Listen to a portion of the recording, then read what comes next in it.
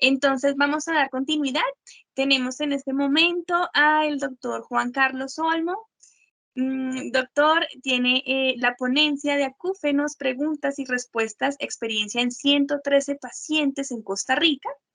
El doctor Juan Carlos Olmo es magíster en audiología de la Universidad Santa Paula, tiene una maestría en educación universitaria de la Universidad de las Ciencias y el Arte de Costa Rica. Tiene un bachillerato en audiología de la Universidad Autónoma de Centroamérica, un diplomado en audiología de la Universidad de Costa Rica, tiene subespecialidades en conservación auditiva ocupacional y en audiología y prótesis auditivas. Está asociado y ha tenido cargos dentro de la Asociación Americana de Audiología y dentro de la Asociación Costarricense de Audiología. Ha sido presidente de la Asociación Costarricense de Audiología, presidente de Clínicas de la Audición y director del curso de certificado del Consejo de Conservación Auditiva Ocupacional de Estados Unidos. Pues, doctor Juan Carlos, muchísimas gracias por su presencia y por su valiosa participación en este evento, y el micrófono y la pantalla es toda suya, doctor. Muchísimas gracias. Muy buenos días y muchísimas gracias a la organización de este magnífico e importante evento, este encuentro de investigación en audiología. Quisiera preguntar si en este momento se ve mi pantalla y se me oye. Yo lo estoy viendo, pero no veo su pantalla, doctor. Muy bien. Vamos a compartir. Perfecto. Ahora se me ve y se me oye. Ahora sí. Ahora sí, doctor. Se oye, se proyecta, se ve. Perfecto. Listo, doctor. Gracias.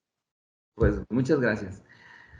Primero que todo, quiero dar las gracias a la organización por la invitación que me han hecho tan amablemente. Quiero decirles que estoy encantado y muy honrado de poder estar el día de hoy participando como ponente en este evento ante un público tan versado y tan conocedor de los temas audiológicos. Para mí es un honor compartir con todas las personas fonoaudiólogas, audiólogas y profesionales de las áreas de las ciencias afines a la audiología que están hoy participando en este evento. Hoy he venido a compartir con ustedes mi experiencia en el tema de los acúfenos y pues vamos a iniciar con una perspectiva audiológica de nuestro trabajo en esta área. Quiero romper una lanza y proponer desde mi perspectiva una especialización en acúfenología, parte de la necesidad de audiología. Como pasaré a exponer más adelante, creo que esta área de los acúfenos se extiende cada día más, se profundiza cada día más. Estoy seguro de que todas y todos los colegas que están en este momento conmigo participando de este evento coincidirán en que los acúfenos son un misterio encantador y que hay mucho que la neurociencia puede aportarnos todavía a los audiólogos para poder darle mejor calidad de vida a las personas que sufren de este molesto síntoma, que tenemos muchísimo que saber de los acúfenos y de los somatosonidos. Así que es un campo apasionante que seguramente en los próximos años la ciencia va a tener muchas más sorpresas para poder atender de manera efectiva y darle solución a este problema que tiene 2000 años o más de estar documentado, como veremos más adelante. Quiero en esta primera diapositiva dejar una inquietud. Puse en esa imagen la pintura del artista René Magritte, que dice, esta no es una pipa. Y en acufenología creo que coincidiremos todos que nada es lo que parece. Como veremos más adelante, entre más profundizamos sobre este tema, más incertidumbres nos surgen. Y cuantos más pacientes atendemos, más necesidad de conocimiento tenemos. en este campo. Y quiero también por ahí dejar ese 80%, que es una cifra de oro, por eso lo puse bien dorado, para que luego juntos analicemos algunas de las conclusiones de los trabajos que se han realizado. Nosotros venimos desde hace muchos años trabajando en el campo de los acúfenos, o también llamados tinnitus, y en los últimos 2 años hemos alcanzado un nivel de conocimiento que a mi parecer es bastante valioso de compartir y que seguramente será de mucho interés para todos. Inicialmente, pues, hacer un poquito de semiología y recordar que los acúfenos están documentados en los distintos códigos médicos desde 500 o 600 años antes de Cristo, en los textos babilónicos de medicina, donde hay hasta 20 referencias o más describiendo los acúfenos como cantos, habla o susurros, y que el acúfeno está mencionado 6 veces en el Corpus Hippocraticum, además de que los egipcios señalaban que los acúfenos tenían origen en el oído, y esa creencia se mantuvo por 20 siglos, hasta que los avances científicos y la neurociencia y la neuroaudiología nos han revelado otra realidad distinta. Por eso, definitivamente, para poder analizar los acúfenos y pues ir más allá, no aceptando las cosas como paradigmas escritos en piedra, sino más bien teniendo la certidumbre de que conforme más avanza, más conocimiento va surgiendo para ayudar a los pacientes. En cuanto a la prevalencia de este problema, la Organización Mundial de la Salud, la Tinnitus Association, la Academia Americana de Audiología, la Academia Americana de Otorrinolaringología, la British Society of Audiology, muchas entidades han estado realizando investigación y tienen ya datos interesantes obtenidos, como conocemos hoy día, Big Data, obtenidos en miles de pacientes que se van acumulando y nos van dando luces sobre la realidad de esta sintomatología.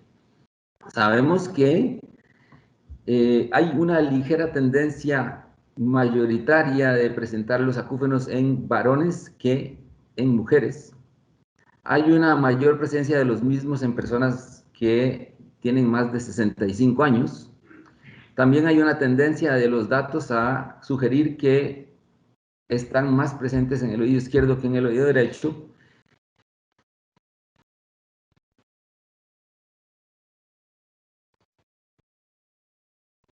Y que hasta un 80% tienen algún grado de pérdida que nos han presentado estas distintas organizaciones. Como pensaban los egipcios, efectivamente hay un porcentaje de un 80% de las personas. Es la primera vez que digo esta cifra, pero la voy a decir muchas veces, por eso la puse allí y quiero que la recuerden. Hasta un 80% de los casos de acúfenos se acompañan de hipoacusia, pero es un problema el otro 20% porque ya no podemos explicar el acúfeno como una lesión del órgano periférico.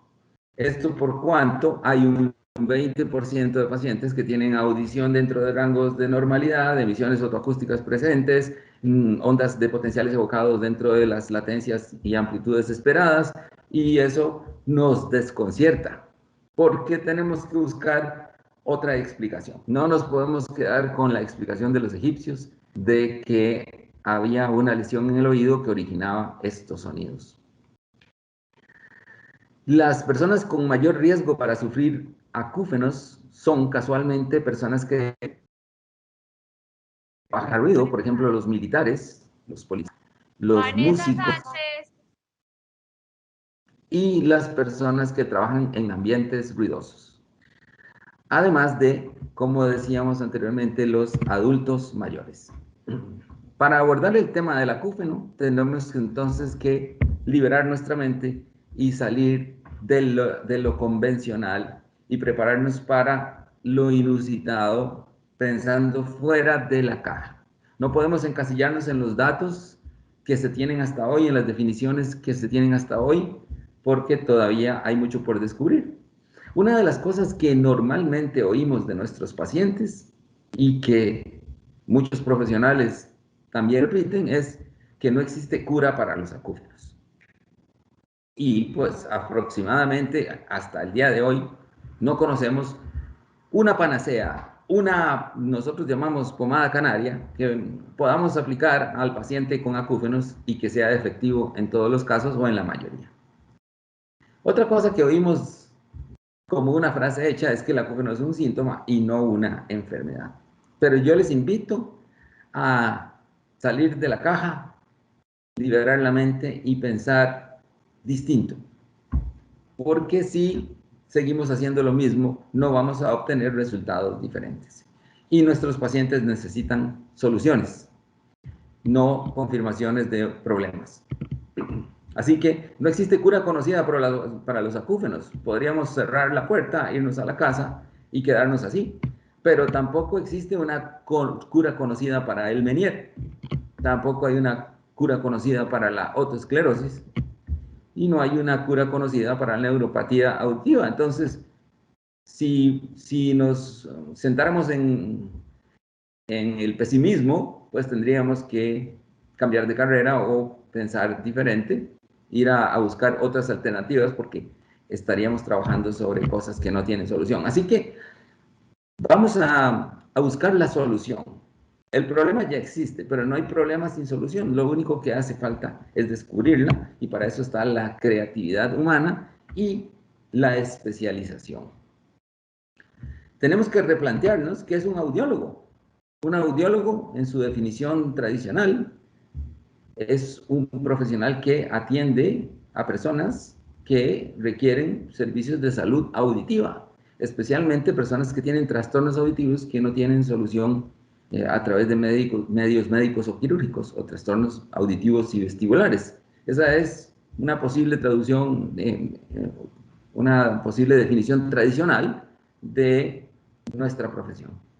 Pero yo quiero decirles a ustedes que definitivamente no podemos quedarnos con esa definición. Tenemos que avanzar en las dos ponencias que escuchaba anteriormente en este excelente encuentro. Ya se planteaba esa necesidad de ampliar la audiología, crecer la audiología hacia los campos de la neuroaudiología, hacia la exploración de uso de herramientas informáticas y herramientas tecnológicas para mejorar la calidad de vida de nuestros pacientes. Y sobre todo, no perder la perspectiva de que esta es una profesión muy humana y tenemos que solidarizarnos, volvernos compasivos, ponernos en los zapatos de nuestros pacientes y ofrecerles más caminos, distintas alternativas para solucionar sus problemas. Uno de los temas interesantes, una de las reflexiones que quiero hacer aquí es ¿por qué leemos tantos libros de audiología que no son escritos por audiólogos? Necesitamos más investigación. El seminario de investigación en audiología es una gran oportunidad para que toda Latinoamérica se una, creemos conocimiento y lo exportemos al mundo y lo aportemos para una mejora de la calidad de vida de las personas. Nada está escrito en piedra. Lo que hoy sabemos, mañana puede cambiar. Así es la ciencia. Una de las virtudes es que se puede corregir. Disculpen, he estado un poco afectado de la garganta. Y no hay verdades absolutas en audiología y acufenología. El audiólogo es el profesional entonces mejor calificado para el manejo del acúfeno.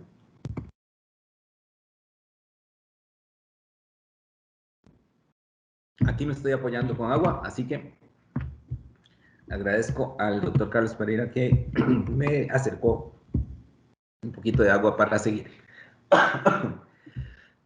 Por cierto que entonces tenemos que operar de una manera inductiva y deductiva, porque en audiología no hay enfermedades, hay pacientes. La relación entre el audiólogo y el paciente debe ser una relación de humano a humano.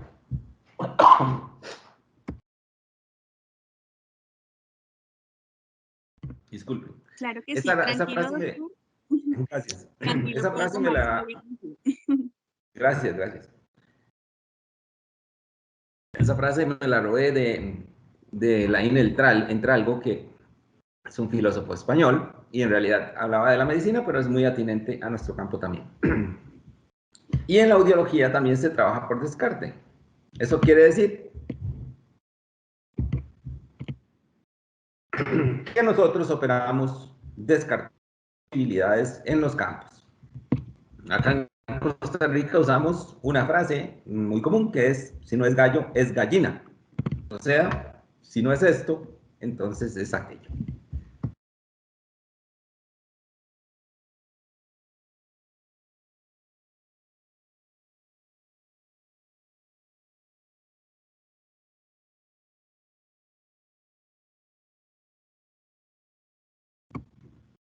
Disculpen, me voy a refrescar un poquito la garganta para poder continuar. Tranquilo, Entonces, claro que sí, tranquilo, tome su tiempo. gracias, gracias. ¿Qué es entonces un acúfeno? Y nuevamente tenemos que salirnos de la caja. Y hemos venido aceptando definiciones que tal vez no se ajustan a la realidad o que no describen bien de lo que estamos hablando. El acúfeno es una de las causas más importantes de consulta para el audiólogo. Tanto es así que los problemas vestibulares son la primera causa de consulta y la segunda causa de consulta para en audiología es el acúfeno o los ruidos en el oído. Hemos venido hablando en el pasado de acúfenos objetivos y subjetivos. Eso a día de hoy está superado. A mi concepto, el día de hoy, cuando hablamos de un acúfeno, estamos hablando de lo que antes describíamos como algo subjetivo. Y cuando hablamos de un acúfeno objetivo, estamos hablando de un somatosonido. Un acúfeno, entonces, se describe como un sonido que percibe el sujeto cuando no existe una fuente externa conocida. Eso es lo que decimos normalmente. Pero resulta que si nos ponemos a reflexionar, todos escuchamos acúfenos. Todos alguna vez hemos sentido, y cuando estamos dando conferencias y preguntamos al público, ¿quién no ha sentido el ruido en el oído que se mete de pronto como un pitido y queda uno ensordecido un rato y todo el mundo levanta la mano? 100%, 95%, 99% de los participantes. Y yo les pregunto, si ustedes alguna vez no se han levantado o durante el día no escuchan una canción que no está sonando, pero la tienen clavada y la pueden tararear, la pueden cantar y la están cantando y la están oyendo. ¿Y de dónde viene? No hay una fuente conocida para esa canción. ¿Podríamos decir que eso es un acúfeno musical? La corteza auditiva procesa y tiene una memoria auditiva en donde se guarda información y en algún momento la podemos traer a la conciencia. Quedémonos con esa idea por ahí para replantear esta definición que repetimos del libro. La encontramos en las páginas web y vamos por ahí, por la vida como audiólogos, contentos, satisfechos con esta definición. Yo quisiera agregarle a esta definición que si el sonido no es perturbante, entonces no debería calificar como una acúfeno, porque todos oímos sonidos de vez en cuando. Otras descripciones que se han hecho es como la forma en que el cerebro interpreta el silencio, como un síntoma y no una enfermedad, una falla en la habituación. Esta es una palabra bien importante porque la habituación es un fenómeno humano que todos los días ponemos en funcionamiento. Por ejemplo, cuando compramos un reloj nuevo, una pulsera, un par de zapatos nuevos, ropa nueva, tenemos la sensación de que tenemos algo en el cuerpo. Pero luego de unas horas, esa sensación desaparece. Y es porque el cerebro logra acoplarse, se logra habituar a esa sensación y luego incorporamos esto como parte de nuestras vidas y seguimos adelante. Así es el acúfeno. En realidad, en un momento se toma conciencia de él y en muchos casos, muchísimos individuos simplemente lo incorporan y siguen su vida. ¿Cuáles son los acúfenos que nos preocupan? Aproximadamente un 30% de la población admite haber escuchado o escuchar sonidos que no tienen ninguna fuente conocida y de manera constante o permanente. Sin embargo, solamente un 5% de esa población que admite haber escuchado acúfenos termina perturbada, molesta o incómoda por ese sonido constante. Así que definitivamente tiene que ver con una falla en nuestra capacidad de habituarnos el hecho de que exista un acúfeno. 80% de las personas con hipoacusia sensorineural sufre de acúfenos, pero en muchos casos no va a ser el motivo de consulta. Cuando le preguntamos al paciente que tiene pérdida auditiva, ¿usted oye un ruido? Nos contesta que sí, pero no le molesta. Y en otros casos, el motivo de la consulta es ese ruido en el oído, y cuando realizamos los exámenes audiológicos nos damos cuenta de que existe una hipoacusia subyacente. Así que en esto pues tenemos toda una paleta de posibilidades enorme, y por eso les decía, yo creo que la acufenología tiene que ser una subespecialización de la audiología. También se define o se ha hablado del resultado de una hiperactividad de la corteza auditiva o del sistema nervioso auditivo y una mala comunicación entre la corteza auditiva y el sistema límbico. Hay muchas explicaciones, pero pocas respuestas. Lo que sí sabemos es que, como decimos en Costa Rica, si nada como pato, camina como pato y vuela como pato, es un pato. Así que vamos a ver cómo este procedimiento inductivo basado en la analogía del pato puede ser aplicado a nuestra especialidad y a la acufenología. De paso, voy a terminar diciendo en esta parte que no es un acúfeno. Un somatosonido no es un acúfeno. Un somatosonido es un sonido percibido por el paciente que realmente existe, generado por nuestro cuerpo. Casi siempre está vinculado a un problema de chasquido o descrito como chasquido cuando existen problemas de articulación temporomandibular, y en otras ocasiones se debe a una turbulencia pulsátil que sigue el ritmo cardíaco en alguno de los trayectos de la vascularidad en la región periauricular, y que pues en ese caso se puede objetivar de distintas formas. Pero cuando nos encontramos ante un somatosonido, el manejo es totalmente diferente y por suerte solamente es el 5% de los casos, ya que este tipo de patología pues tiene un manejo mucho más complejo. Entrando a distintos grupos de pacientes en redes sociales en Latinoamérica y España, me pude dar cuenta de lo que piensan los pacientes de nosotros, los profesionales en salud auditiva.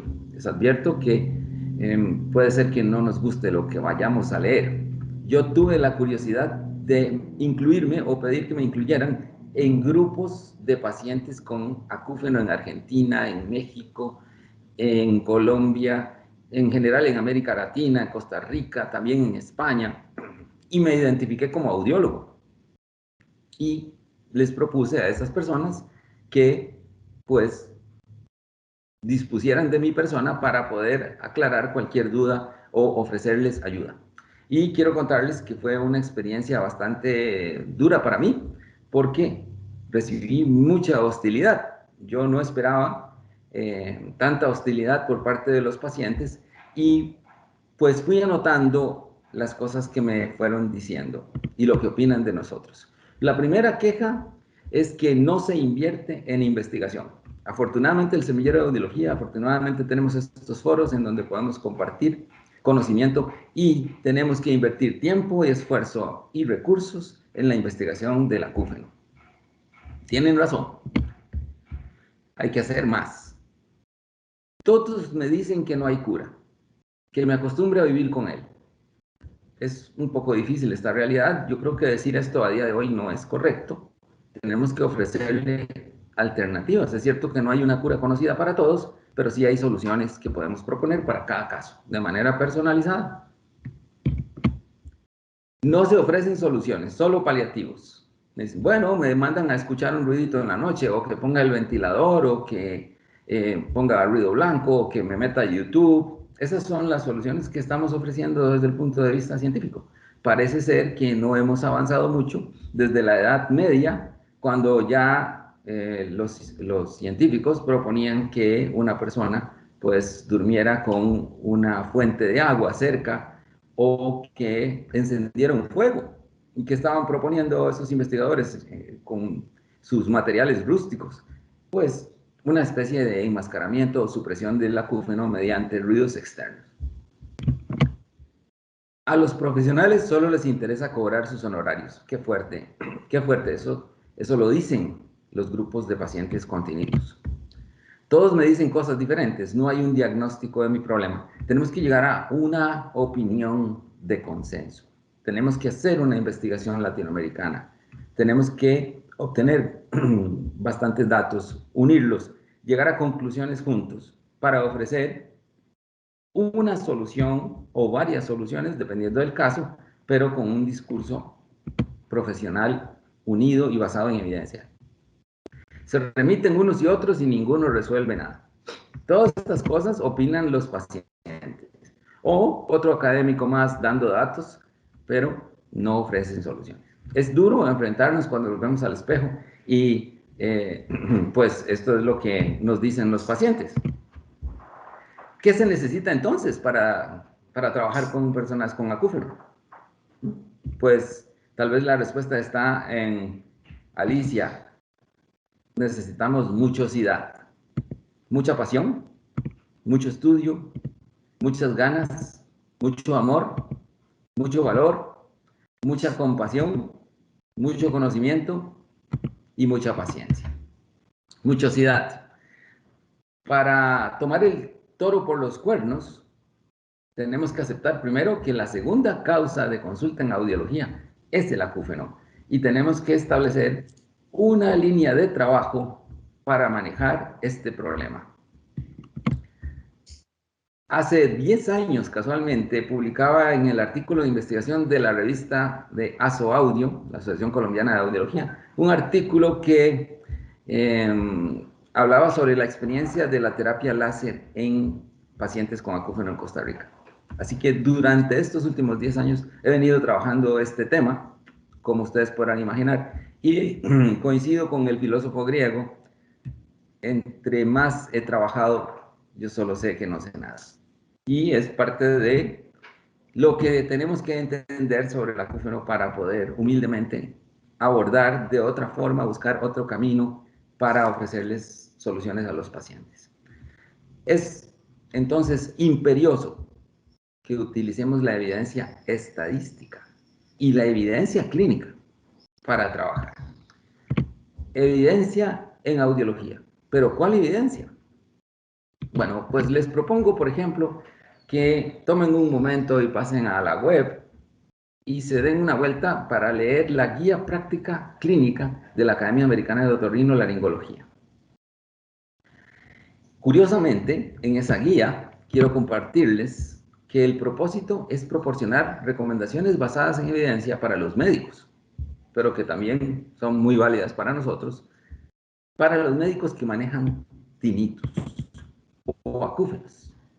Y quiero resaltar algunas de las recomendaciones que se dan en esta guía. Por favor, permítanme leerlas un momento para que ustedes también puedan hacer una reflexión con respecto a esto. Obtener un examen audiológico rápido y completo en pacientes con acúfeno unilateral persistente mayor a 6 meses o asociado a dificultades auditivas. Recomendar una evaluación de audífonos para pacientes que tienen acúfeno persistente y documentado y molesto asociado con pérdida auditiva documentada. Recomendar la terapia cognitivo-conductual a pacientes con acúfeno persistente y molesto. Recomendar terapia sonora a pacientes con acúfeno persistente y molesto. Si ustedes leen estas recomendaciones que ha hecho la Academia Americana de Otorrinolaringología, el grupo de panelistas basados en la evidencia científica que han investigado, no evidencia clínica, no es una idea que alguien tiene porque ha atendido muchos pacientes, es porque la evidencia científica así lo revela. Si ustedes leen estas 4 recomendaciones, están enfocados los otorrinolaringólogos en referirnos al paciente con tinnitus, a nosotros los audiólogos. Somos nosotros los audiólogos los que realizamos el examen audiológico. Somos nosotros los audiólogos los que realizamos la rehabilitación auditiva con audífonos y los que activamos y programamos los enmascaradores de acúfeno en los audífonos. Somos nosotros. En muchos casos el audiólogo se puede enfocar un poco en la terapia cognitivo-conductual o el audiólogo en equipo con el psicólogo, que es la mejor forma, a mi criterio, de trabajar junto con el otorrino, pero es el audiólogo, el profesional que lidera este grupo de trabajo interdisciplinario. Nos están cediendo la responsabilidad de atender a los pacientes con acúfenos y brindarles soluciones. Recomendar la terapia sonora, porque estas terapias, la terapia cognitivo-conductual, la terapia de rehabilitación auditiva con audífonos y la terapia sonora, son las 3 formas de tratar el acúfeno que han demostrado mejores resultados en la estadística, muy por encima de los valores del placebo y de otras propuestas que existen, como por ejemplo la cámara hiperbárica, por ejemplo la ginkgo biloba, los vasodilatadores periféricos, los esteroides y otro montón de soluciones como la acupuntura, que no llegan al 20% de solución o con dificultad superan el 40% del placebo. ¿Qué materiales necesitamos para evaluar a un paciente con acúfenos? Alguno podrá pensar aquí que se necesitan sofisticadas herramientas informáticas, programas avanzadísimos con reproductores de sonidos de alta frecuencia, audiometría de alta frecuencia, emisiones otoacústicas diagnósticas y una serie de equipos muy caros. Y yo quiero decirles que no. Si se tienen esos equipos, es magnífico, pero cualquier audiólogo en su consulta particular, cualquier audiólogo en la seguridad social puede hacer manejo del acúfeno con herramientas que están en nuestras manos. La cabina audiométrica, el videotoscopio, un impedanciómetro y un audiómetro bicanal. Otros, no indispensables, audiómetro de alta frecuencia, emisiones otoacústicas y potenciales evocados. Pero la primera línea, vean que los otorrinolaringólogos nos están pidiendo ayuda. Nos dicen, los audiólogos tienen en la mano las soluciones que han demostrado en la evidencia científica ser las más efectivas para el manejo del acúfeno. Y nosotros tenemos que estar preparados para el paciente. Y les voy a decir cómo. El abordaje del acúfeno, como les decía, tiene que ser interdisciplinario. Hay que constituir un equipo liderado por el audiólogo, que también se cuente con la presencia de un psicólogo conductual, de un médico otorrinolaringólogo y, en algunas ocasiones, odontólogo, psiquiatra, fisioterapeuta y otras especialistas. Pero el equipo mínimo que necesitamos es un audiómetro, un impedanciómetro, una cabina audiométrica, mucha voluntad, muchosidad y un par de colegas que quieran involucrarse en esto, en la parte de medicina otorrinolaringológica y psicología. ¿Cuál es el procedimiento clásico de abordaje del acúfeno? Historia clínica audiológica para acúfenos, otoscopía, audiometría tonal y vocal, umbrales de molestia, emisiones otoacústicas, si se tienen, impedanciometría, acúfeno, adaptador de acúfenos si el paciente lo requiere, instrumentos de medición de la capacidad de la incapacidad por el acúfeno, control y seguimiento. Muchosidad. ¿Cuál es el procedimiento sugerido para el manejo de la medición del acúfeno? Sabemos que es una medición subjetiva. Pues un cuestionario de evaluación del acúfeno. En mi caso, recomiendo, me gusta mucho, el THI, Tinnitus Handicap Inventory, que tiene 25 preguntas, cada una tiene un valor de 4 puntos para la respuesta positiva y 2 puntos para la respuesta a veces y 0 puntos para el no. Cuestionario de evaluación de la incapacidad por acúfenos. Primero tenemos que conocer a nuestro enemigo. ¿Cuánto está afectando a nuestro paciente? El cuestionario de incapacidad toma en cuenta cuánto afecta el acúfeno a la audición, cuánto afecta el acúfeno a la socialización del paciente y si existe algún riesgo catastrófico o tendencia al suicidio. Con esa herramienta ustedes pueden tener una valoración. Si tenemos menos de 60 puntos en el THI, el manejo puede ser audiológico con terapia sonora. Si tenemos más de 60 puntos y hasta 80 puntos en el THI, ya estamos en presencia de un acúfeno que afecta severamente la calidad de vida. En ese caso tendríamos que tener apoyo psicológico. Y si estamos arriba de 80 puntos, hay tendencias suicidas, hay pensamientos muy negativos, entonces necesitamos apoyo psiquiátrico también en este caso. Obviamente, una evaluación otorrinolaringológica es requerida para descartar causas médicas que puedan estar influyendo en la detonación, en que se detone el ruido en los oídos o el acúfeno. Una vez que hemos medido y tenemos nuestra escala identificada, este es el THI inicial, vamos a realizar el proceso de la acufenometría, que es una extensión de las evaluaciones audiológicas. En la acufenometría vamos a abordar la lateralidad, en qué lado está el acúfeno, si está en el oído derecho, en el oído izquierdo, en los dos oídos o en toda la cabeza.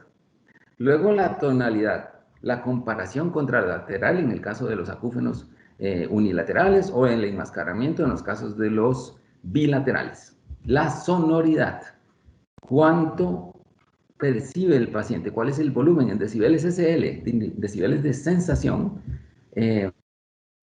cuánto percibe el paciente, que es ese volumen. Un dato interesante encontrado, la sonoridad no está en relación con la molestia.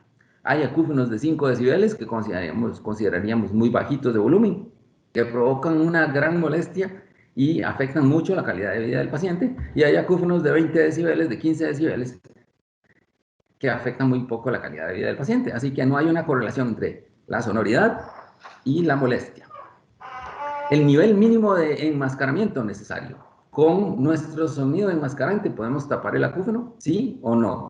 ¿Y cuánto sonido necesito y de qué naturaleza para poder dar una sensación de esconder ese acúfeno al paciente? La inhibición residual, un fenómeno que se presenta en pacientes con acúfeno. ¿Cuánto tiempo, después de 1 minuto de enmascaramiento, el paciente puede estar libre de la escucha del acúfeno? Y veremos por qué. Es bien interesante porque en muchas de las experiencias que hemos tenido, pacientes que tienen 6 meses, 1 año, 3 años, 10 años de escuchar un ruido en el oído, ponemos ruido enmascarante con el audiómetro y cuando salen de la cabina dicen, esto es un milagro, se me quitó, no lo oigo. ¿Cómo puede ser esto? Esa sorpresa tenemos que aprovecharla. Es un momento clave, es un momento de éxito para el audiólogo para poder abordar esa terapia sonora con ese paciente. El reporte de los resultados y la respuesta de la estrategia remedial, además de acompañar de tratamiento médico si se encuentra alguna patología, enmascaradores, terapia sonora, terapia láser, terapia de entrenamiento auditivo, soporte psicológico, todas estas cosas tenemos que tenerlas ahí, herramientas que nos van a ayudar a combatir el acúfeno. Si hay alguna pregunta, bueno, lo podemos hacer sobre la marcha o al final. Lo que no sabemos de los acúfenos, lo que no sabemos responder, ¿por qué no todas las personas con pérdida auditiva experimentan acúfeno? ¿Y qué hace que el acúfeno sea perturbante en algunos individuos y en otros no lo sea? Esas preguntas tenemos que investigar porque aún no tienen respuesta. El profesor Pavel Yastrebov, reconocido por haber desarrollado la famosa teoría del origen del acúfeno neurofisiológica, propone la delimitación de los pacientes. Él dice, para poder manejar bien el caso de los acúfenos, tenemos que conocer bien el tipo de paciente con el que nos estamos encontrando. Pacientes que no son susceptibles del manejo con terapia sonora audiológica. Muy importante. Personas cuya motivación sea obtener un beneficio económico ejecutando una póliza de indemnización por sufrir acúfeno en el trabajo. Estas personas no, aunque se curen o aunque sientan mejoría o aunque ya no oigan el acúfeno, no van a admitir que se aliviaron porque quieren obtener un beneficio económico de esto. Personas que tienen interés en mantenerse afectadas por un acúfeno con el fin de demandar atención de familiares o parientes. Si tenemos este tipo de problema, pues el paciente no va a querer admitir que se siente mejor, porque él necesita mantener la patología, necesita mantener la molestia para que los parientes sigan dándole soporte. Esto lo vemos mucho desafortunadamente en adultos mayores. En este caso necesitaríamos el apoyo psicológico para el manejo de este tipo de problemas. Las personas que se encuentran en tratamiento psiquiátrico, que tengan adicciones a drogas o medicamentos y que presentan trastornos psiquiátricos que se acompañan de alucinaciones auditivas. Esto no es de manejo audiológico, es de manejo psiquiátrico. Y personas que padecen somatosonidos, quienes tienen causas médicas que deben ser resueltas mediante el tratamiento medicamentoso quirúrgico, como ruidos de origen vascular, chasquidos o sonidos pulsátiles de la articulación temporomandibular, bruxismo, etc. Problemas que pues van a afectar de manera objetiva la salud del paciente, aunque la terapia sonora puede ser un paliativo. Muchas veces cuando yo me encuentro un somatosonido, aunque sé que poco puedo hacer audiológicamente por este paciente y que debo remitirlo al especialista para que sea manejado desde el punto de vista médico-quirúrgico, mientras tanto yo le doy terapia sonora. ¿Para qué? Para que tenga una herramienta para aliviarse mientras llega a la solución de su problema. Repasemos entonces, recapitulemos, ¿qué es el acúfeno? El acúfeno es una forma en que el cerebro llena las frecuencias que no está percibiendo. Es un síntoma, es cierto, no es una enfermedad. Entonces, ¿por qué estamos buscando una cura si el paciente está sano? No vamos a encontrar una cura para estar sano. Tenemos que replantearnos este problema como un reto neuroaudiológico que tiene solución, pero que no se puede ver desde un punto de vista patológico, sino más bien desde un punto de vista psicoaudiológico. Y tenemos que buscar, y existe, una terapia o tratamiento para el manejo de las emociones y las reacciones que provoca el acúfeno en sí. Darle una herramienta para que el paciente pueda paliar su problema mientras llega a la habituación, ¿sí?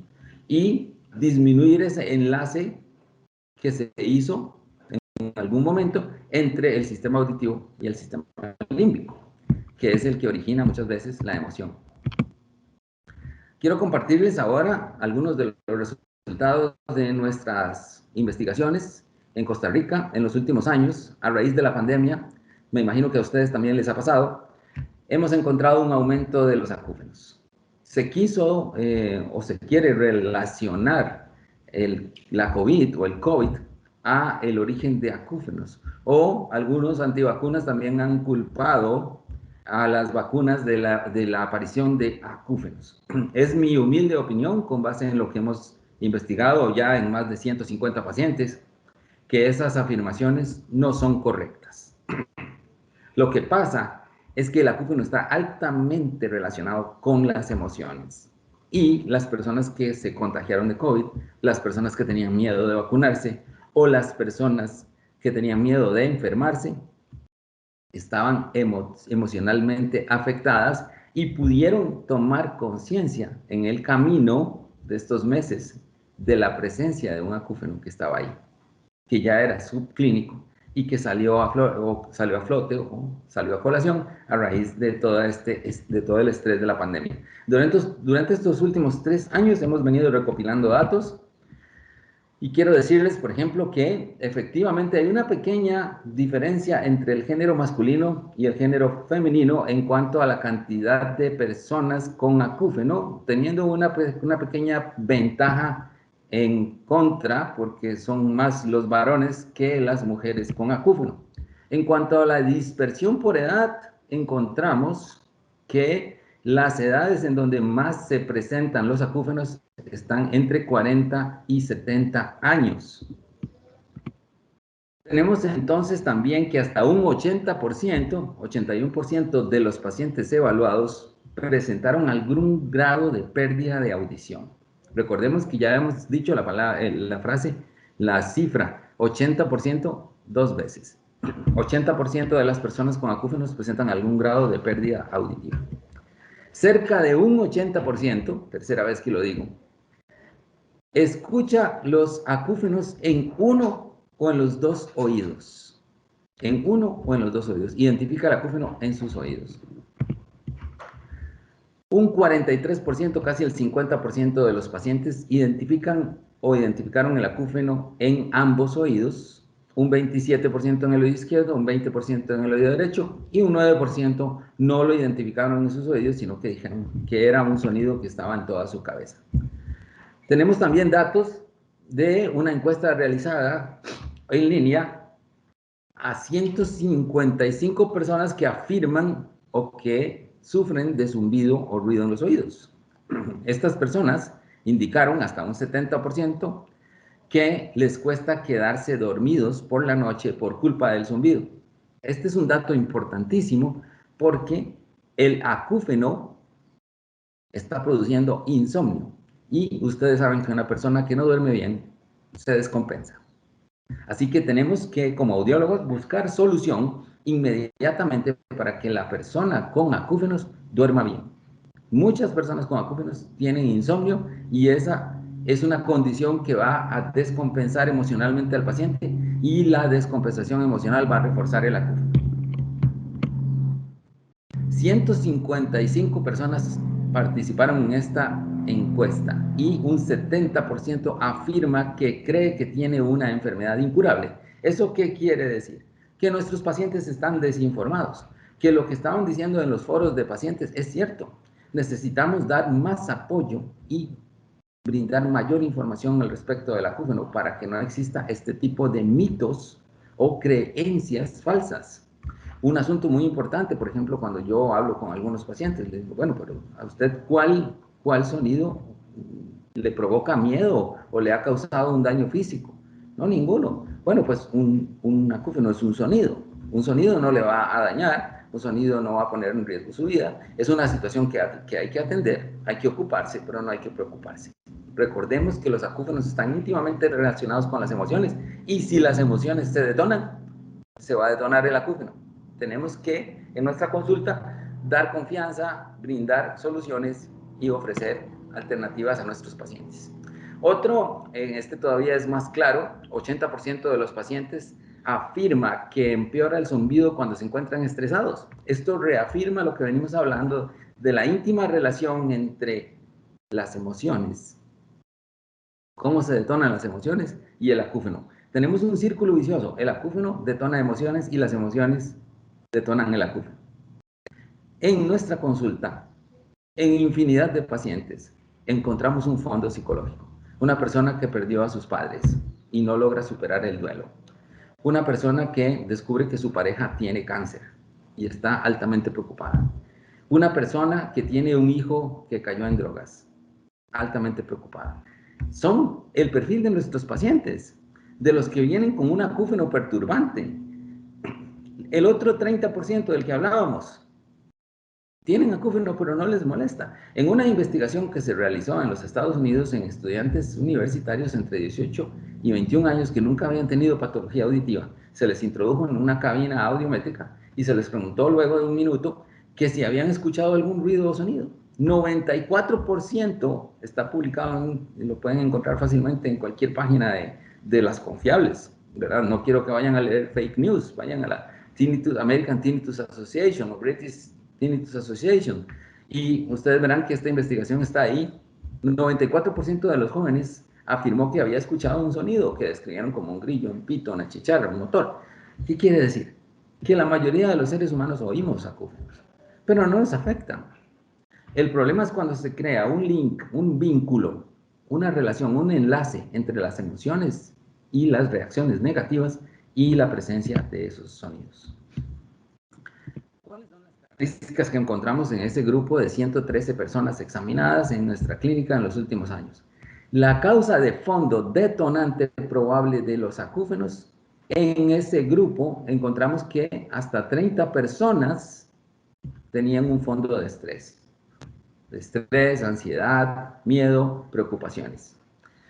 Otras 30 personas, casi un antecedente de exposición a ruido. Músicos, policías, personas que practican tiro al blanco, etc. Exposición a ruido de distinta naturaleza.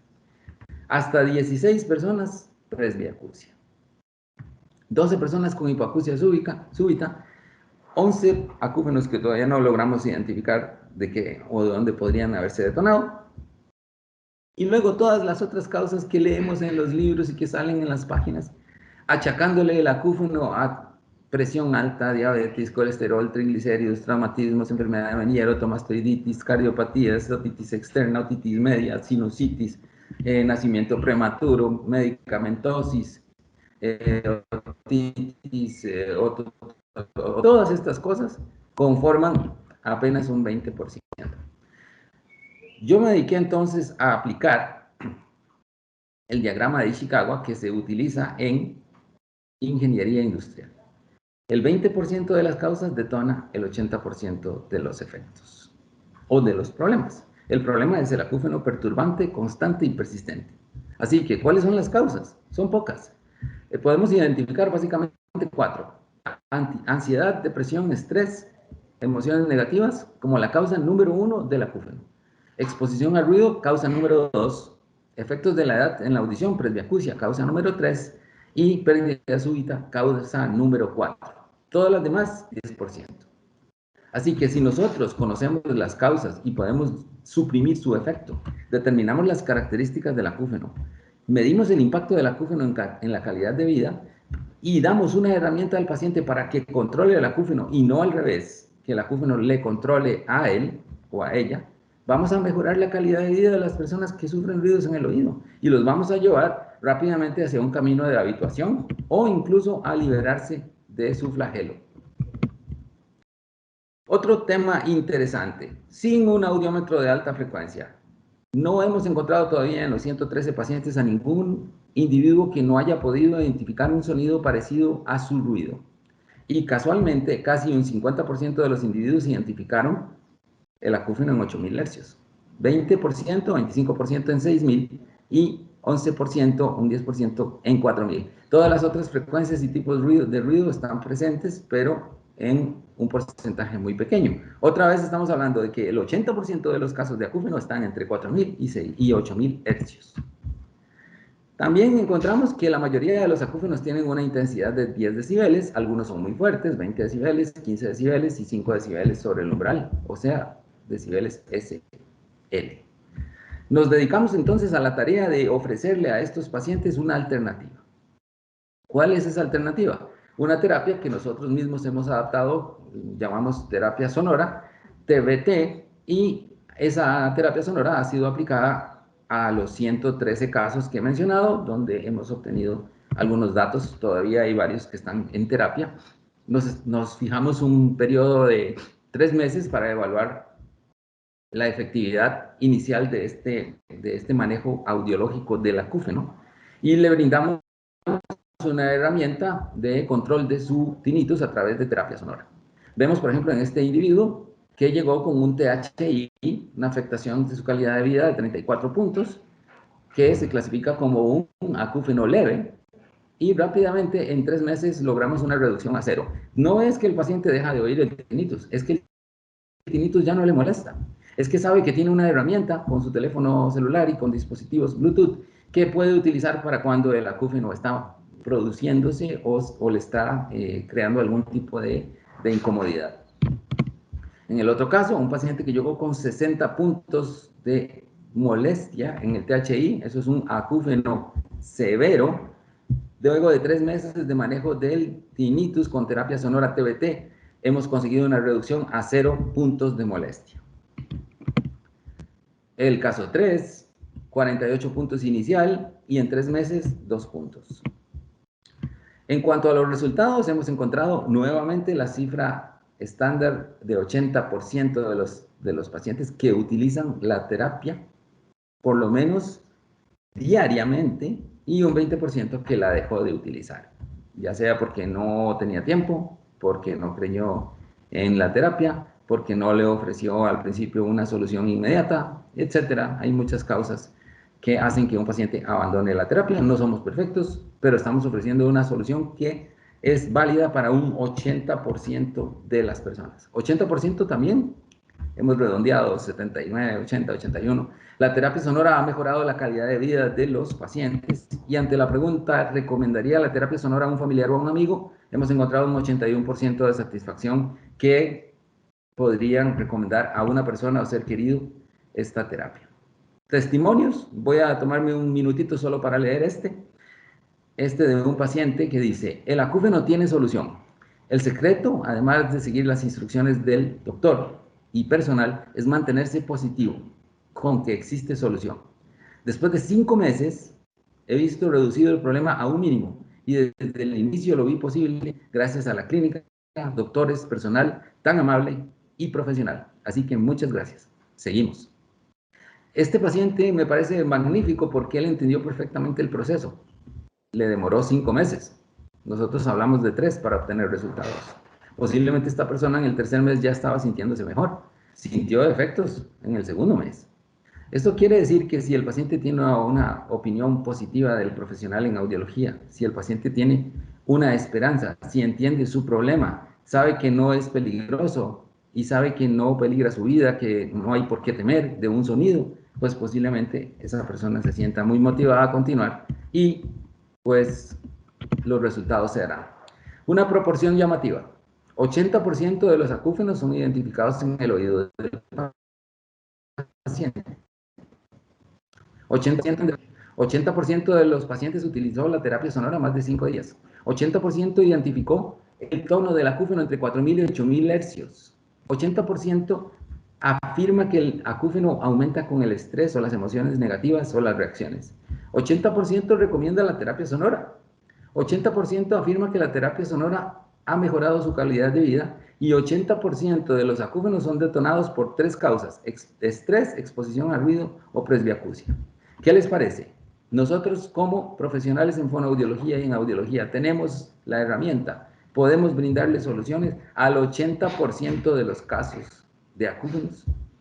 Así que, pues definitivamente los otorrinos tienen razón en darnos la mano y tendernos la oportunidad para que nosotros manejemos el acúfeno. Esa es nuestra misión y es una de las más bonitas que nos ha tocado como responsables en el campo de la audición y la audiología, hacer un manejo audiológico en equipo con otros profesionales, pero liderando, y esa es la reflexión. Investigando, obteniendo datos, participando en foros como este, podemos obtener mucha información y brindar soluciones personalizadas a nuestros clientes y pacientes.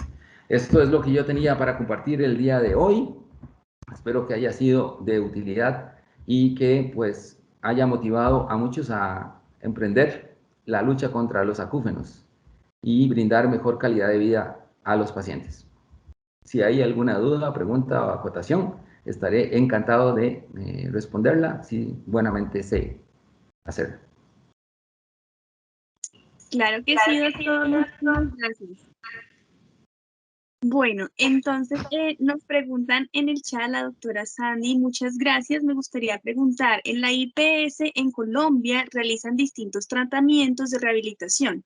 ¿Ha comparado la técnica sonora con algunas de estas técnicas como la cognitiva conductual, el generador de sonido, entre otras? Bueno, lo que sabemos, no una comparación directa de nuestra terapia sonora que hemos desarrollado aquí, pero sabemos que la terapia sonora, por ejemplo, la terapia sonora secuencial, sabemos de la terapia de reentrenamiento auditivo de Jastreboff, que también tiene una certificación en Estados Unidos, que muchos fonoaudiólogos y audiólogos lo hacen. Sabemos que estas terapias están arriba del 80% también de satisfacción de los usuarios. Y también sabemos que en la evidencia científica la terapia cognitivo-conductual ha demostrado tener un poquito más de efectividad, de un 85% de satisfacción. Esa es la comparativa. Pero que la combinación de los dos trabajos, tanto de la terapia conductual como de la terapia sonora, simultáneamente ofrecen un todavía plus de satisfacción y de mejora en la calidad de vida de los usuarios y de las personas que necesitan de este tratamiento. Así que definitivamente el trabajo de terapia conductual combinado con la terapia sonora ofrece una gran ayuda a más del 80% de los pacientes. Perfecto, doctor. Nos preguntan también, como profesional, ¿cómo podemos acceder a capacitación o información de todo el proceso que realizan directamente también pues allá en investigación desde Costa Rica, doctor. Bueno, yo estoy encantado de ser parte de la nómina el grupo de Semillero de Audiología y pues ahí pues vamos a tener un espacio abierto para manejar este tema y pues ofrecer también a los colegas de Colombia y de toda América Latina lo que nosotros buenamente podamos saber para que puedan ejecutarlo también en sus países. Claro que sí, doctor. Yo quiero hacerle una pregunta con respecto pues a toda su experiencia que ha tenido sobre el tema y pienso que la dificultad con los acúfenos, ¿cierto? Va muy de la mano pues con la misma problemática cuando se detecta, por ejemplo, una pérdida auditiva. Como no se ven, ¿verdad? Entonces, cuando estamos con el acompañamiento, por ejemplo, la familia, los acudientes, tienden a haber ciertas dificultades con esas relaciones porque el familiar no entiende, no comprende qué es lo que está realmente sucediendo con el paciente, ni muchas veces el mismo paciente lo puede comprender hasta que el profesional es quien lo educa en ese proceso. ¿Cómo podemos educar a la familia, a los acudientes, para que ayuden también con ese proceso y sean unos facilitadores para los tratamientos? Bueno, esa es una excelente pregunta. Yo les cuento desde mi experiencia. A mí me gusta siempre que los pacientes vengan acompañados, ya sea para acúfenos o ya sea por pérdida auditiva, la razón que sea que los haya motivado a venir a mi consulta. Yo siempre pido que por favor venga el cónyuge, los hijos, si es posible, que participen de la consulta. Hago una consulta muy interactiva. Nosotros tenemos una pantalla donde el familiar va viendo cómo va resultando su audiometría. Tenemos videotoscopía para que los familiares también vean el oído y tenemos material de apoyo descargable en la página web, un canal de YouTube para darle apoyo también a los familiares y que comprendan y repasen, porque a veces en una consulta de una hora, de hora y media, hay mucha información y los pacientes no la entienden y si todavía tienen problemas auditivos, pues también podría ser que pierdan alguna parte del mensaje. Entonces, la presencia de los familiares y el involucramiento de los familiares en el proceso rehabilitativo de los pacientes es fundamental, no solamente desde el punto de vista técnico, como bien comentaba el doctor Carlos Pereira en la mañana, de darle apoyo en el manejo de los dispositivos de rehabilitación auditiva al adulto mayor, sino también en la parte emocional, de soporte emocional familiar, de apoyo, de comprensión. Todas estas situaciones se llevan mucho mejor cuando la familia conoce el problema, se informa y pues acompaña al paciente en la solución. Claro que sí, doctor, muchas gracias. Nos pregunta el doctor Oswald, y muy relacionado tal vez también con la percepción que tenga el paciente sobre ese síntoma del tinnitus, ¿podría influir en algo las experiencias del paciente con la aparición de ese acúfeno? Definitivamente sí, las experiencias del paciente y lo que pueda ir pasando en el camino. Por ejemplo, el día de ayer atendía a una señora adulta mayor con una presbiacusia que inició con un acúfeno de reciente aparición de 3 meses y me decía, es que yo no puedo más, estas chicharras me tienen loca, esto es terrible. Y entonces dice, yo escuchaba estas chicharras cuando era niño, pero ahora me volvieron estas chicharras. Bueno, ¿y qué le parece si cuando usted las escucha, se transporta a su infancia y recuerda cuando usted vivía en el campo y toma esto como algo, como una experiencia bonita para que usted vuelva a remembrar esas experiencias de la infancia? Y el semblante de la señora cambió y le di una herramienta simple y sencillamente de transportarse. Otra persona, otra paciente mía que dijo, bueno, yo utilizo el acúfeno para meditar, entonces hago una concentración de meditación y me concentro en el sonido y eso me ayuda a abstraerme del resto de los estímulos del ambiente y puedo hacer una meditación más profunda. Genial, esas son formas en las que las experiencias pueden convertirse en herramientas positivas para el paciente. También existen experiencias negativas, ¿no? He ido a 5 audiólogos, 3 otorrinos, un neurólogo y me han hecho de todo y no me siento bien. Nadie me ofrece una solución. Esa es una experiencia negativa. Entonces, el aspecto emocional, psicológico y cómo el paciente acepta o no acepta, cómo se habitúa o no se habitúa, pues va a tener una incidencia directa en la calidad de vida del individuo y ahí es donde nosotros buscamos el apoyo psicológico para reconvertir con la terapia conductual esas emociones o reacciones negativas en pensamientos positivos, acompañando audiológicamente con audífonos, si es del caso, con enmascaradores, con supresores. La técnica va a ser diferente dependiendo de cada caso, y de esa manera acompañar al paciente para que salga adelante en su proceso. Claro que sí, doctor. Yo quiero hacer una pregunta antes de las demás que me han hecho acá, pues en línea con lo que está comentando. Desde su experiencia, ¿qué ha sucedido o cómo ha podido enfrentar los casos que no han tenido éxito? Porque pienso que el tinnitus en ciertos casos particulares a veces es de muy difícil manejo porque depende mucho, como lo ha venido comentando, de las emociones del paciente. Entonces, cada vez que se estresa el trabajo y demás, pues vuelve y lo detona.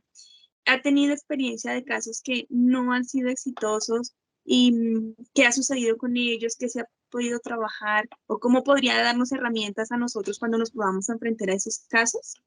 Bueno, es una excelente pregunta. Sí, desafortunadamente hemos tenido casos que no han tenido éxito. Como comentaba, hay un 20% de los pacientes que abandonan la terapia. Pues en ese momento nosotros echamos mano de otros recursos. Yo no utilizo toda la batería de recursos que tengo en la primera consulta ni a los 3 meses, sino que guardo unos cuantos haces bajo la manga. Cuando yo veo, por ejemplo, que el paciente abandona por razones familiares o por pérdida de, digamos, de fe en el trabajo, pues echo mano a la terapia cognitivo-conductual para el apoyo, porque sabemos que la terapia cognitivo-conductual es una forma de potenciar el resultado positivo. Y muchas veces no arranco de entrada si el paciente tiene un THI inferior a 60 decibeles, a 60 puntos, perdón, no arranco de primera entrada con la terapia conductual, pero si veo que el paciente se está desviando por ahí, apoyo psicológico. Y también tener el apoyo de los otorrinolaringólogos y de los psicólogos y de los psiquiatras para ir acompañando. Por ejemplo, si es una persona que no duerme bien y por esa razón sigue escuchando el tinnitus o tiene una fijación en el tinnitus porque es muy perfeccionista o porque tiene conductas que tienden a ciertas fijaciones, pues entonces apoyo psicológico, apoyo psiquiátrico. Y recordemos que también en las últimas investigaciones, la fisioterapia nos está ofreciendo alternativas. Resulta que también existe un dispositivo que se llama Lenir, y las investigaciones que realizaron en Reino Unido alrededor de aplicar un poquito de estimulación en el nervio vago, estimulación eléctrica en la lengua del paciente, ha hecho que los recursos que el cerebro destina en la corteza cerebral al manejo del acúfeno se tienen que dividir porque le estamos poniendo otro reto, que es la estimulación del nervio vago, y que el dolor y las sensaciones de este tipo táctil se procesan en la misma área de la corteza auditiva. Entonces, si nosotros le ponemos un poquito de estimulación eléctrica al nervio vago, vamos a distraer al 50% de las neuronas y vamos a disminuir la sensación y la fijación en el acúfeno. Entonces me apoyo en terapia física, busco un fisioterapeuta y le pido que nos dé apoyo para hacer terapia sonora combinada con la terapia física, estimulando el nervio vago. Y eso también potencia el resultado de la terapia sonora. Bueno, doctor, muchas gracias. Muy, muy interesante. Es que el tema también me apasiona, entonces hay que aprovechar la oportunidad. Y tenemos muchas preguntas en el chat. Nos preguntan qué experiencia tiene con la microaudiometría para el manejo del tinnitus, para la caracterización de ese tinnitus.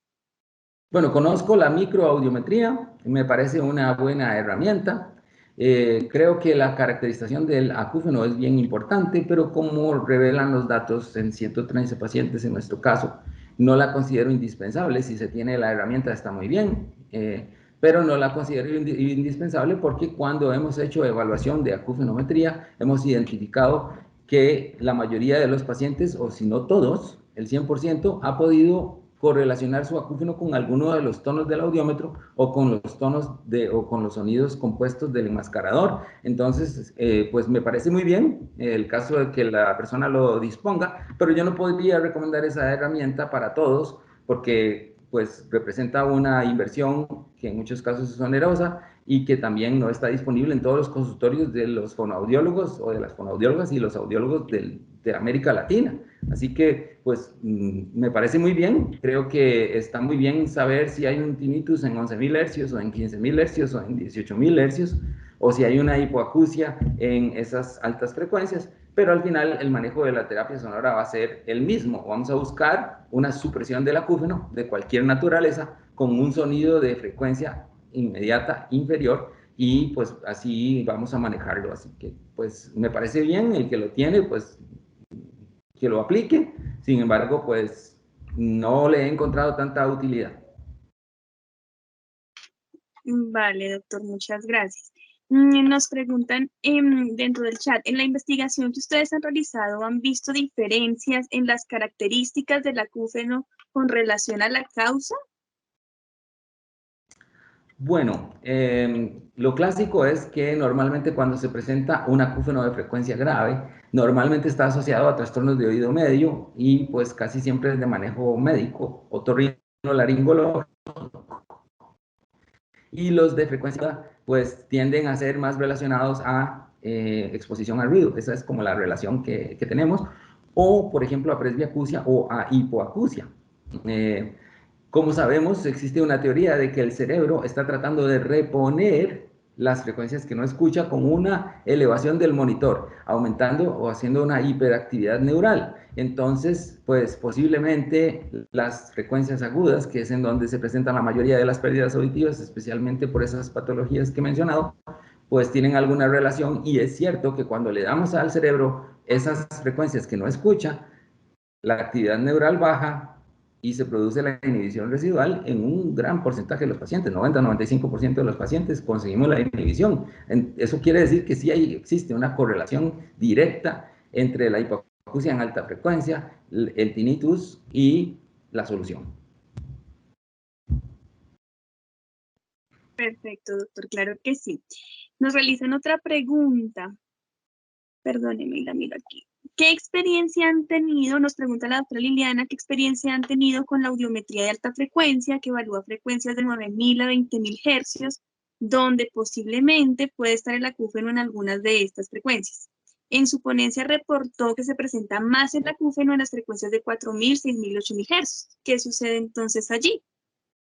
Bueno, el manejo en esas frecuencias es el mismo. Lo que nosotros hacemos es aplicar una terapia sonora que tenga un componente. No necesariamente usamos ruido blanco, porque el ruido blanco tiene mucha energía que no necesitamos. Buscamos un ruido enmascarante que pueda tapar la percepción del acúfeno y manejamos la terapia de esa manera. Ya sea en 10.000, 12.000, 20.000 hercios, pues vamos a buscar un ruido enmascarante que tenga un componente, mayor componente de frecuencia alta, ruido violeta, ruido rosa, para producir sensación de enmascaramiento, supresión del acúfeno, y lo manejamos igual. La audiometría de alta frecuencia aporta datos interesantes, las emisiones otoacústicas también, porque existen hipoacusias subclínicas que no se expresan en el audiograma clásico, y pues que nos pueden dar nos revelan la causa o el posible detonante del acúfeno.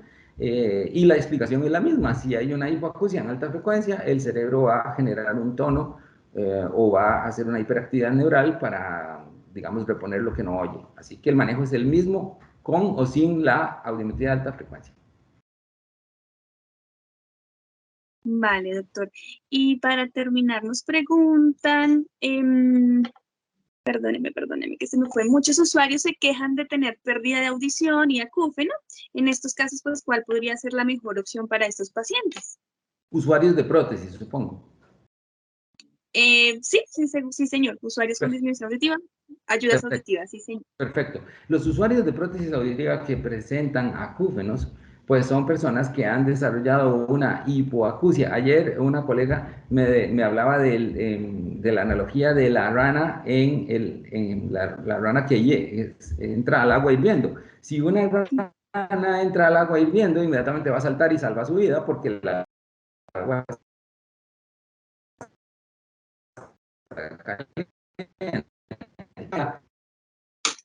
de que esa pérdida auditiva o ese calentamiento del agua se va produciendo poco a poco. Lo que nosotros tenemos muchas veces es personas que tienen 10 años de deprivación auditiva, que están en negación, que no se han puesto un audífono. Entonces, lo primero, ya sabemos por las investigaciones y la evidencia, es rehabilitar la pérdida auditiva. La misma recomendación de la guía de la Academia Otorrinolaringológica de América es la misma. Si hay una hipoacusia concomitante o sinérgica con la presencia del acúfeno, lo primero es manejarla con enriquecimiento sonoro y eso se hace con audífono. El 80%, otra vez la cifra de oro, el 80% de los pacientes con hipoacusia cuando se ponen audífonos, hipoacusia y acúfeno, cuando se ponen el audífono, al ingresar el sonido ambiental, pues hace que el cerebro baje la actividad neural y se reduzca el acúfeno. En el 20% de los casos vamos a tener que utilizar un ruido que por esa razón tenemos que seleccionar una prótesis que tenga la posibilidad de activar un programa para ruido enmascarante. Y ahí pues viene ya la disyuntiva del fonoaudiólogo o de la audióloga en si vamos a usar ese ruido permanentemente para darle un paliativo al paciente, lo cual representa un problema porque cuando se quita la prótesis y se va a dormir, el acúfeno está ahí y va a tener que dormir con los audífonos o darle otra alternativa, o bien utilizar una estrategia escalonada de uso del ruido enmascarante hasta sacar al paciente de las emociones, las reacciones y las percepciones y pues dirigirlo hacia una supresión natural del acúfeno sin necesidad del uso de la prótesis para que no le molesten a la noche. Perfecto, pues bueno, doctor, muchísimas gracias. Gracias por responder todas nuestras preguntas. Un tema pues muy interesante y obviamente pues de mucha amplitud de conocimiento y pues de seguirnos educando como profesionales. Doctor, entonces le agradezco muchísimo su tiempo y el compartir toda su experiencia. Muchísimas gracias a ustedes, a la organización y a todos los presentes y por las preguntas tan importantes y tan buenas. Todavía hay muchas respuestas que tenemos que descubrir juntos y para eso estamos aquí en este foro, para encontrarnos, conocernos y aportar más conocimiento. Muchas gracias de verdad. Muchas gracias, doctor. Seguimos contando entonces con su participación para próximos eventos, que es muy valioso. Muchísimas gracias. Gracias.